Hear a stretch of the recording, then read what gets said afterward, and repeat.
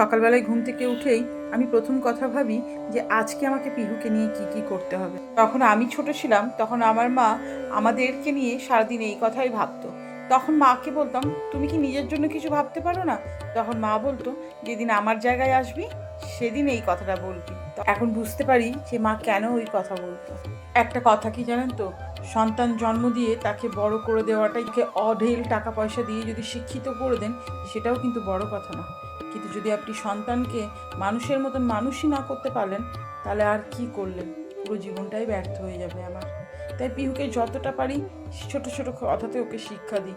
ওকে বলি, পিহু তুমি তো ভালো করে পড়াশোনা করো, কিন্তু একটা মানুষের মতন মানুষ হও, সবাইকে যেন একটু সম্মান দিয়ে কথা বলতে পারো। ও যদি একটা ভালো মানুষ হয় তবেই জানেন তো আমার জীবনটা সার্থক হবে, নাহলে সব কিছু বৃথা হয়ে যাবে। ছুটির দিন ছিল বলে ওকে সন্ধেবেলাটা নিয়ে বেরিয়েছিলাম। ওরও ইচ্ছা করে একটু বাইরে বেরোতে, কিন্তু কী করবো, যেহেতু ওর বাবা থাকে না বলে ওকে আর নিয়েই বেরোতে পারি না। পিহু আর আমি ফুচকা খেতে গেছিলাম, তখন একটা ডগিকে দেখলাম, সেও ফুচকা খাচ্ছে, এই দেখুন। আর পিহুর তো ওই দেখে কি হাসি।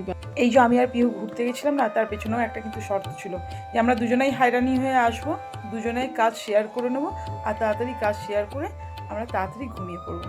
সব দিন তো হয় না, কিন্তু এই ছুটির দিনগুলোকে চেষ্টা করি ওকে নিয়ে একটু বাইরে বেরাবো, তাহলে ও নিজের পছন্দ মতো একটু খাবারও খেতে পারবে আর খোলা হাওয়ায় ঘুরতেও পারবে। এই পিহু আর পিহুর মায়ের ছোটোখাটো গল্পগুলোকে শোনার জন্য প্লিজ চ্যানেলটাকে সাবস্ক্রাইব করুন।